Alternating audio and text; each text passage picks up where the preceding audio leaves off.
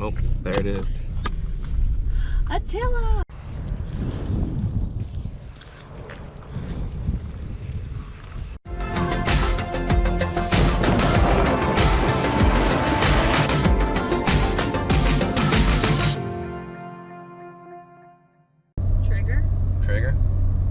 Trigger might be alright. Ruffian? What? Ruffian? That's what my mom named her motorcycle. What about Blaze? We'll name it after your mom's horse. No, that's weird. Okay, no? Alright. Assault? Well, it is gray. Almost like salt. If salt was gray. These are the top 10 best horse names ever. A Fleet Alex, Clyde Van Dusen. His name is Clyde. Thunder Gulch. Sounds like Gooch. I'm gonna name it Gooch. Yeah, well then we'll name the car Gooch. And so we're on the way to pick up the new car right now, and we're trying to figure out what to name it. We don't know. So if you got a good one, comment down below. So I came across this when I went to TK Autosports because I broke my diff and got a spare from them. So this car just happened to be sitting there. So later in the video, I'll kind of get into the car a little bit more. But right now, the important bit, naming it. Polly Deuces. What about, what's the one we really like right now? Megalodon? No, come on, you know. Oh, Leoplurodon. Is that it? Yeah, I wonder how many people are going to remember what Leoplurodon is from. Charlie. Alright, so as we're driving, we're getting some ideas. What do you like? I like Attila. Attila. So I like Ajax, because that was the code name for our wings when we were having those designed. What was wasn't there another one? Spartacus? Somehow we ended up on like Greek and like Roman stuff. But I think Ajax and Attila are the two we're deciding on. I don't think it's a very important decision, but we'll see. What, any other new ones? Oh gosh. I don't think we have any other new ones. Okay. We have way too many. We got too many to pick from. I still like Leoplurodon. Do you want to do it again? Leoplurodon. I like Attila. Alright, we'll figure that out later. We're here. Alright guys, here it is.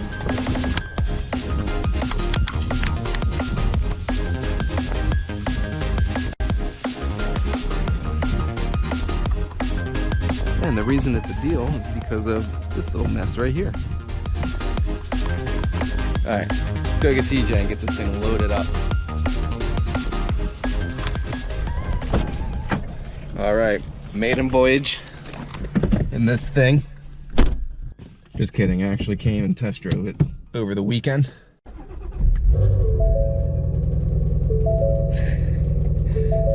Ooh. So, I'm not gonna do like a car review or anything like that, just because there's a million of them out there. But here we go, maiden voyage, Brazilian. Yeah, you gotta put it in sport mode. To get it onto the trailer? Well, no, put it in sport mode and you get the exhaust note out of it. The flapper valve will open up. Wait, hold on, how does... So, this sport right here. Ooh. Yeah, difference? That's automatic. Extra power, right? Yeah, like at least 30 extra horsepower. And we're there. Oh, I just bought a car with a freaking low-key battery. This is bull crap. Alright, so we just got home with the car, and we're going to kind of just do a little walk around. I'm just going to talk a little bit about my plans as of now plans. Now, we all know how that works. Once you get into a project, stuff may change. But yeah, so here it is. 2016 Shelby GT350. So how I came across this car, if you watched, I think it's only like a video or two ago on my channel, when I cracked the differential housing on the S550 swap. It's up there in the carport. My 99 Mustang with the S550 subframe swap. TJ at TK Autosports had one sitting there. So when I went to go pick it up, this car was up on the lift. So the trans was out, the oil pan was off, and like the main and the rod bearings were out. Reason being, like I mentioned earlier, is this little damage right here. It doesn't look too bad. I did body work for about 8 years when I was younger. I'm 35 right now, but from like I think 18 to around 26 years old. So something like this is like no problem to fix. But if you know much about these cars, right behind here is the oil cooler. You can kind of see it in there. It cracked one of the lines going to the oil cooler. He was on track doing a track day with this thing. Ended up, so once he like tapped the wall, backed out and like drove the rest of the way around the track, you know, not racing around, so like this thing, you know, not high RPMs, but went about 3/4 of a lap with practically like zero oil or oil pressure. So that's the big question mark on this thing. Like I said, when I first saw it, the rod bearings and the main bearings were out, and actually got to see the rod and main bearings firsthand. And you know, they weren't brand new, they weren't perfect. I think there's like 16,000 miles on this car. But they weren't bad. They weren't like blued or like really gouged or anything. They just had, they almost looked fairly normal. So TJ threw it back together. You know, it starts up fine. It sounds pretty good. There's a little bit of a ticking, but if you look up these Voodoo engines, it seems like it's almost like a common thing.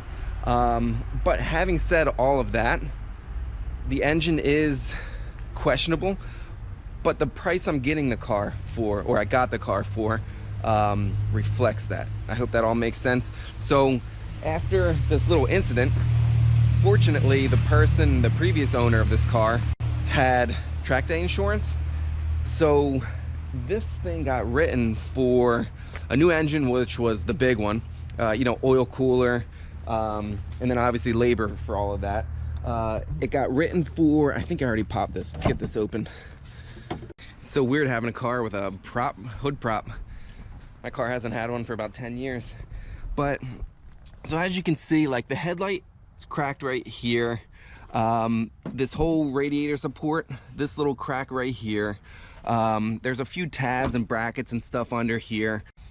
The new oil cooler is obviously in, you know, because it runs and dries right now as is. It got written for a new fender, which you can kind of see obviously bent in here, but if you look down the side of it, you can tell it's kind of pushed out a little bit. It also got written for an entirely new hood because of this little bit right here. So like a headlight, for example, brand new OEM headlight, I think it's like $1,300 or something. Me, for what I want to do with this car, I'm just going to kind of like epoxy and glue some of this back together. Same thing with this little rad support thing. Whatever I got to do in here. A lot of people just use those, what are they called? Quick pins or something, like right on the side right here, because these plastic little tabs and brackets, you can see kind of not much like to them. Yeah, so that brings me to my plans for this thing. You know, it's going to be our project development R&D shop car. We already, I'll do like an overlay of this on the screen. We have S550 wing kits and trunks for these already. I think this is a knockoff R spoiler. I gotta double check. But yeah, so we have a trunk and a wing kit already. We also have splitter kits for 15 to 17 Mustangs with the GT bumper. We have canards for the 15 to 17 and 18 to, it's the end of 2020 right now, so I'll say 18 to 2020 S550 GTs. So we're obviously going to do a canard kit. We're going to make a splitter kit that can be upgraded with tunnels or not. Like I just mentioned, wing kit. Oh, and our diffusers. The 350s have like oil coolers, differential coolers in the back, and the factory diffuser, it actually has little, you can see it, I don't know if you can see through these, but you know, kind of comes out right here. I do have the, let's head up into the trailer. I have the factory Shelby splitter. I guess I'll call it like an under tray and diffuser.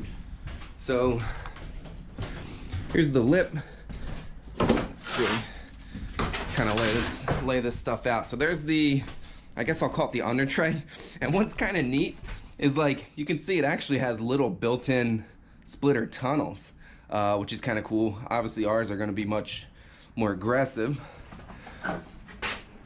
Here's the lip that goes something like that, and then here's the diffuser,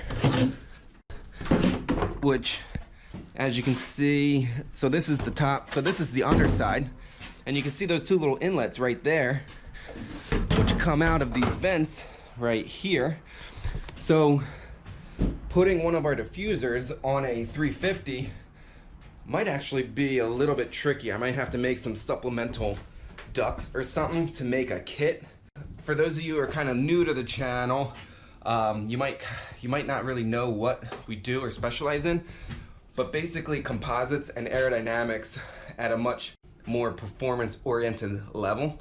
And having said that, our stuff like our diffusers, it's really hard to make splitter kits and diffuser kits that just bolt onto a chassis, especially if they're very performance oriented like ours, because people may, you know, have their car at a different ride height. They might be a little more comfortable pushing the splitter a little closer to the ground to get a little more performance out of it. You could have oil coolers, you could have brake ducts, you could whatever, you know. So we want to make a kit for these that allows you to very easily bolt our splitter on, bolt our diffuser on. It'll work with everything that's on it, because the install factor for a lot of people is kind of that jumping point of, you know, we provide you a diffuser, but a lot of people might not be able, don't really have the skills or the tools or the time to fabricate the mounts. I hope this is all making sense. So, you know, we're gonna make kits that just allow everything to go on very easily. For example, here's the splitter. I guess you can get a good size comparison of the factory Shelby splitter and their little tunnels. And then there's my ST2 splitter that normally goes on my 99 Mustang. So you can see how much bigger the tunnels are. We got side plates, flaps, all that stuff. So, you know, we can get crazy with splitters if we really need to. Let's see, I think that's about it for kind of factory stuff. Our plans for Aero is kind of the initial, you know, we're probably gonna do those first. Who knows what, you know, we might kind of fall into. Something I want to do, it might be kind of cool to do like a carbon fiber tube and air box, and then somehow use that air box. I know that the intake to the box, I think, is this one. You know what, I know very little about these cars right now, but I'll figure it all out. But yeah, make some sort of carbon fiber air box that use some sort of like snorkel or duct, open it up a little bit more. So let's see, oh, you know what, let's get this thing fired up.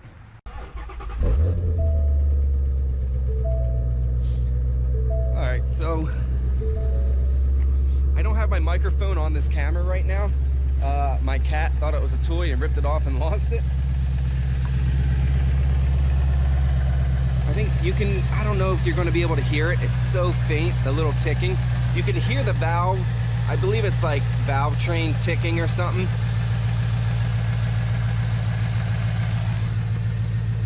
You know, it sounds pretty good. And like I said, when TJ put it back together, he ripped it around his industrial park and everything. I test drove it, got on it a bit, and like, you know, fingers crossed, but still question mark. Oh, it already has, our friends down at Vorschlag use a bunch of like our wings and some other parts and stuff. It has their camber plates on it, so that's kind of cool. You know, I probably should have got like an actual written out list of parts that are already on this. I believe it's pretty much the full Ford Performance like package. I gotta double check on all that stuff though. All right, so hopping back in, what I'm pretty excited about on this, if you watch my other videos, you know that like getting into data. What's cool about this, I'm gonna hook my Solo to it, and if we go to, it already has, you can see it's warming up a little bit, but even just at idle, we got 75 pounds of oil pressure, so that's good. You can see we're a little bit over 100 degrees right now. I was playing with this a tiny bit.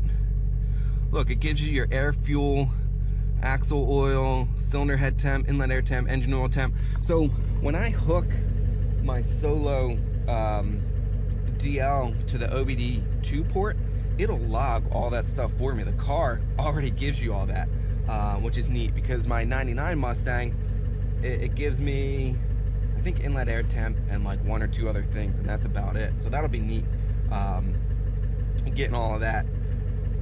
So that'll be neat, kind of helping us keep an eye on things as we develop stuff for sure. Let's see. Oh, interior already has, I don't really know how much you're going to be able to see, but it's already got the bolt-in 4-point. Better than nothing. Comes with the factory Recaros, which is cool because they definitely hold you in much better. You know, I'm obviously going to be taking this thing to the track. So, all right, guys. So there it is, our new project car, Shelby GT350. We're still thinking of names, so comment below. Also comment below if you kind of have any questions on anything, or like parts you want to see developed, especially on the aerodynamic side of things. Please hit that subscribe button, because we're going to be doing a ton of videos on this thing. Keep up to date with kind of all of our, you know, product development, track days, all that stuff. So as always, guys, thanks for hanging out, and I'll see you in the next one.